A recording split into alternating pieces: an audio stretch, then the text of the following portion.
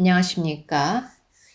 라인 Developer Day 2021년에 오신 것을 환영합니다. 저는 주신 리고요. 서버 사이드 개발 B팀 그리고 홈 서버 데브 팀의 개발자라고 볼 수 있습니다. 라인 홈 탭에서 정보 전달을 하기 위해서 다목적적인 시스템에 대해서 이야기를 하도록 하겠습니다. 홈 탭이 무엇인지 그리고 추천 기능이 무엇인지에 대해서 소개를 드리도록 하겠습니다. 그리고 시스템 아키텍처 그리고 기술에 대해서 말씀을 드리겠습니다. 그 다음에는 저희들이 경험했던 서버의 어려움들과 그리고 어찌 극복했는가에 대해서 얘기를 하도록 하겠습니다. 그리고 구체적인 유스 케이스를 통해서 이 시스템의 효능에 대해서 이야기를 하도록 하겠습니다. 홈탭에 대해서 이미 아실 수도 있을 거라 생각합니다만 라인앱의 진입 화면에 있는 첫 번째 페이지입니다. 유저 프로필, 세팅, 그리고 노티, 그리고 친구 그룹, 서비스 리스트, 그래서 여러 라인 서비스하고 서드 파티 서비스를 유저가 홈 탭에서 추천하고 바꿀 수 있는 서비스 리스트가 주요한 요소들입니다. 오늘은 추천 컨텐츠에 대해서 말씀을 드리겠습니다. 유저는 다양한 추천을 받는 것이 가능한데요. 일본 유저 같은 경우에는 스티커, 망가, 그리고 오픈 채트, 그리고 특별한 캠페인들을 맞춤적으로 추천을 받을 수 있습니다. 라인 뮤직하고 코스메 등등의 컨텐츠가 있습니다. 네, 컨텐츠가 다양할 뿐만 아니라 그 구성도 다양합니다. 스티커 같은 경우에는 이렇게 제목과 이미지가 동그랗고요. 망가 같은 경우에는 네모나죠. 그리고 오픈 챗 같은 경우에는 동그란 이미지와 그룹 이름 그리고 멤버들이 정보를 볼 수 있습니다. 그래서 레이아웃가 각각 컨텐츠마다 다르다는 것을 볼 수 있습니다. 그래서 추천 컨텐츠를 만드는 데 있어서 3개의 단계를 거칩니다. 그래서 디자인, 개발, 그리고 validation, 출시 이렇게 나뉘어져 있는데요. 디자인 단계에서는 디자이너가 UI를 기능에 따라서 만들고 있습니다. 그리고 개발 단계에서는요, iOS하고 안드로이드의 팀 멤버들이 클라이언트에 있는 UI를 개발을 하고, 그다음에 홈 서버 같은 경우는 클라이언트를 위한 API 서버라고 생각하시면 되는데요. API로 데이터를 보내고 있습니다. 그리고 데이터 프로바이더는 홈 서버의 업스트림 서버라고 보실 수 있습니다. 그래서 머신 러닝과 추천 기술을 통해서 추천 정보를 전달을 하고 있습니다. 그 컨텐츠별로 추천 API를 구현을 하는 것이 데이터 프로바이더의 역할입니다. 그리고 스마트 채널은 내부 서비스로 라인 개인 맞춤화된 서비스를 만들고 있고요. 모든 지역에 적용이 되고 있습니다. 그래서 개발 후에는 QA 멤버가 UI, 타겟팅, 그리고 컨텐츠를 검증하고 검사를 하게 됩니다. 그 후에 비즈니스하고 기획팀이 출시를 결정하게 됩니다. 그래서 이런 개발 프로를 보면 당연히 단점이 보이긴 합니다. 첫 번째 단점으로는 이 새로운 추천 컨텐츠를 개발을 하는 데 있어서 개발 비용이 높다는 것입니다. 왜냐하면 모든 컨텐츠는 이 3개의 부서가 항상 이 과정을 매번 새로운 컨텐츠를 위해서 반복해야 되기 때문입니다. 그리고 두 번째는 개발 릴리스 사이클이 느리다는 것입니다. UI가 클라이언트 쪽에서 구현이 되고 있기 때문에 뉴 컨텐츠, 그러니까 새로운 컨텐츠는 새로운 앱 버전이 필요합니다. 그리고 세 번째, 출시된 컨텐츠를 위해서는 UI 변경하는 것이 매우 어렵습니다. 그렇다면 이런 단점을 극복하기 위해서 무엇을 해야 되는지, 그리고 시스템을 더 유연하게 만들기 위해서 무엇을 개선했는지에 대해서 말씀드리겠습니다. 구현에 들어가기 앞서 시스템의 요구사항에 대해서 말씀드리겠습니다. 그래서 지금 제목에서 보시다시피 시스템은 다목적적인 그리고 유연해야 된다 생각합니다. 그래서 클라이언트 측에 하드 코드된 UI가 없어야 된다 생각합니다. 만약에 이게 불가능하다면 새로운 컨텐츠는 새로운 클라이언트 버전 없이 출시가 되어야 됩니다. 그리고 반복적인 비용을 줄여야 됩니다. 새로운 시스템은 클라이언트 개발 비용을 없애고 싶습니다. 그리고 미니멀한 홈 서버의 애플리케이션 환경에서 기초적인 구현만 하는 것이 목적입니다. 그리고 라인은 글로벌 유저에게 서비스를 하고 있기 때문에 서버 측의 다국어 지원이 필요하다고 생각합니다. 이런 세 가지 요구사항들을 다 충족할 수 있다면 플로우가 간단해진다고 생각합니다. 이와 같이 간단해질 수 있는데요. 개발 후에 남은 것은 결국에 데이터 프로바이더 이고요. 그 다음에는 validation하고 출시만 하면 모든 것이 끝나는 것입니다. 우리가 어떤 기술을 적용했는가 그리고 시스템의 아키텍처를 말씀드리겠습니다. 쓰고 싶은 기술은 결국에 하드코드 UI로서 플렉스 메시지를 쓰고 싶었습니다. 플렉스 메시지라는 것은 라인 메시지를 위한 외부 기능이라고 생각하시면 될 것 같습니다. OA는 라인 메시지 API를 통해서 메시지를 보내는 것이 가능합니다. 플렉스 메시지는 JSON 형식의 문자 메시지로서 원하는 구성을 지원하기도 합니다. 그리고 레이아웃는 HTML 코드로 변경이 가능합니다. 그리고 각각의 요소는 깔끔하게 구성이 되어 있습니다. 그래서 OA들을 보면요. 라인보트를 이용해서 플렉스 메시지를 보내는 것이 가능하고요. 그리고 클라이언트가 받으면 빌트인 렌더링 엔진이 있습니다. 그리고 마지막으로 유저가 그 렌더링된 결과값을 받습니다. 이게 바로 영수증이나 브라운 카페 메시지 카드 같은 것으로 보이는 것이 바로 그 결과입니다. 하지만 플렉스 메시지 JSON은 우리의 홈탭 추천 컨텐츠 형식에 적합하지 않습니다. 그래서 어떻게 플렉스 메시지를 변경했는지에 대해서 자세히 추후에 말씀드리겠습니다.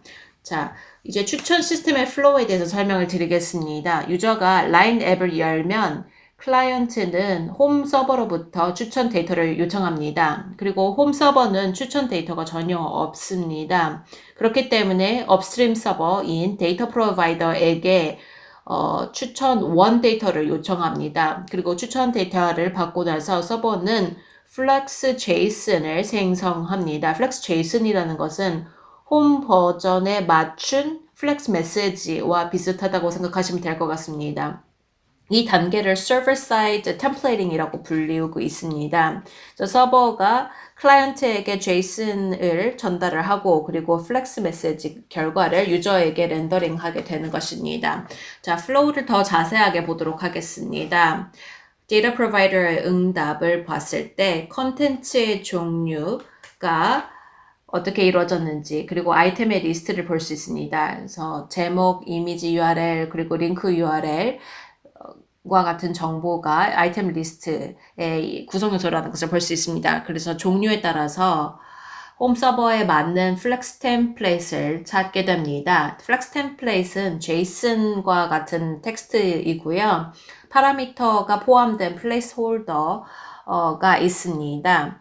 그래서 플렉스 템플릿 같은 경우는 타이틀, 이미지, 플레이스홀더가 비어있는 그리고 앞으로 이제 채워야 하는 UI라고 생각하시면 될 것 같습니다. 이 플렉스 템플레이트가 데이터와 결합이 되면 서버 데이터를 플렉스 템플레이트에 입력을 합니다. 그리고 최종 플렉스 제이슨이 생성이 됩니다. 예를 들어서 문과 제임스라는 이 부분이 결국에 타이틀, 플렉스 템플레이트의 타이틀을 대체를 하고 그 다음에 최종 제이슨을 생성합니다. 그리고 클라이언트가 이 값을 받으면요. 클라이언트 UI에다가 렌더링을 합니다. 유저가 바로 보는 장면입니다. 그렇다면 플렉스 템플릿에 대해서 더 말씀을 드리겠습니다. 플렉스 템플릿은 플렉스 메시지가 변경된 것이라 생각합니다. 그래서 오리지널 플렉스 메시지와 비교했을 때 홈 탭 추천에 적합하도록 클라이언트나 서버 쪽에 변경사항이 많습니다. 서버 측에는 로컬화된 텍스트나 파라미터 대체나 서버 측의 자산 맞춤화가 있고요. iOS하고 안드로이드 쪽은요. 테마, 다크모드, 색 통일, 그리고 유저 프로필을 보여주기 위해서 유저 프로필하고 이름 지원에 같은 기능이 있고요. 그리고 새로운 레이아웃으로는 버블이 없는 레이아웃도 있고요. 수직 리스트 구성도도 있습니다. 그래서 기능에 대한 몇 가지 예시를 들어드리겠습니다. 로컬화된 텍스트, 그래서 hometab.recommend.common.cmor를 보실 수 있습니다. 그래서 유저 요청 언어에 따라서 서버는 적절한 언어를 선택하고 있습니다. 그래서 cmore 부분이 여러 가지 언어로 전환되는 것을 보실 수 있습니다. 그리고 다음으로는 API 파라미터 대체로 넘어가겠습니다. 그래서 플레이스홀더로서 이 타이틀을 정의를 해야 되는데요. 서버는 API 응답으로부터 값을 받고 그리고 템플릿에 임시 단계에서 넣습니다. 그래서 타이틀은 업스트림 데이터 프로바이더로부터 제공을 받는다라고 생각하시면 될 것 같습니다. 그리고 서버 측의 자산 커스텀화는 또 다른 기능인데요. 이 기능은 우리의 자산을 서버 측으로부터 통제 관리할 수 있게 해주는 것입니다.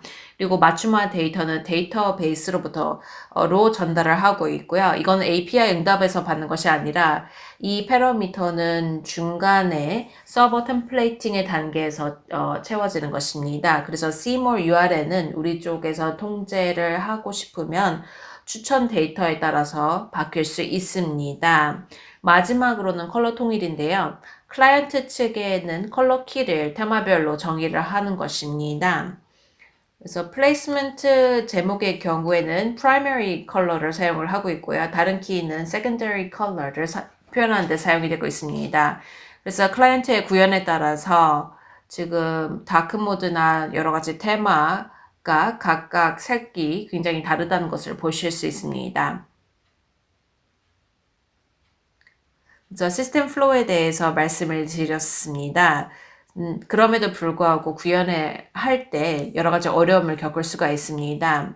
홈 탭에 대한 현황을 보여주는 수치를 몇 가지 보도록 하겠습니다. 지금 56개의 종류의 추천 컨텐츠가 있습니다. 그리고 초당 25,000개의 요청이 들어오고 있습니다. 그리고 5천만 개 컨텐츠를 매일 유저들에게 제공을 하고 있습니다. 스티커, 음악, 테마, 오픈 챗에서 이런 추천 컨텐츠를 제공하고 있습니다. 그래서 서버 트래픽이 높을 때 시나리오별로 추천 데이터를 받지 못한 상황에 따라서 대비를 할 수 있어야 된다라고 이해를 하시면 될 것 같습니다. 그렇기 때문에 부하를 관리를 할 수 있는 전략을 만들었습니다. 그래서 기한을 관리하거나 그 다음에 server fallback, 세 번째는 재시도를 관리하거나 캐싱의 그런 여러 가지 방책들이 있습니다. 그래서 유저들에게 출시를 하였는데요. 일본 유저들은 재난 재해 시 홈탭을 동시에 다중적으로 접속을 할 수 있습니다. 그렇게 되면 서버의 부하가 너무 높아서 각각의 유저들이 홈 탭으로부터 추천 데이터를 응답받지 못할 수도 있습니다. 그래서 이 전략을 점진적으로 지금 적용하는 것이 저희들의 목적입니다. 첫 번째, expiration control, 기한 관리입니다. 그래서 다음 추천까지 서버가 요청을 하는 그 간격을 통제하는 것이 가능합니다. 그래서 각각의 응답이 성공됐을 때 서버는 기한 만료에 대한 타임스텝을 응답과 성공한 제이슨과 함께 보관을 합니다. 그리고 클라이언트가 만료됐을 때 타임스탬프에 따라서 새로운 컨텐츠를 요청합니다. 저희는 1시간을 만료 디폴트 값으로 정했고요. 그리고 서버 트래픽에 따라서 타임 스탬프를 바꾸는 것이 가능합니다. 다음은 서버 fallback에 대해서 말씀드리겠습니다. 서버가 primary data provider부터 추천을 받는데 실패했을 때 신뢰성, 그러니까 reliability가 높은 data provider를 fallback으로 사용하고 있습니다. 그래서 main provider가 네트워크 상의 문제를 경험하거나 아니면 새로운 유저를 그러니까 개인화된 데이터가 전혀 없는 새로운 유저를 맞닥뜨릴 때 이런 상황에 경험을 할 수 있습니다. 이런 경우에는 신뢰성이 높은 데이터 프로바이더로 fallback을 하고요. 개인화된 데이터가 없어도 데이터를 제공할 수 있을 정도로 신뢰성은 충분하다고 봅니다. 그 다음에 스마트 채널이 더 나은 컨텐츠가 있는 경우는 primary provider로 선택을 하는 것입니다. 그 다음에는 retry control의 전략을 얘기를 할 수 있습니다. 응답이 이제 실패한 경우 서버는 클라이언트가 재시도를 하는데 기다려야 하는 시간을 정할 수가 있는데요. 서버 측은 에러가 있을 때는 예를 들어 이제 네트워크상의 이슈나 내부 서버의 이슈를 경험할 때는 서버가 실패한 응답에 타임스탬프를 추가를 할 수 있습니다. 그리고 클라이언트는 이 타임스탬프를 제시도할 때, 그리고 그 결정을 할 때 참고를 할 수 있습니다. 그리고 요청 타임아웃의 경우는 디폴트 딜레이를 사용하고요.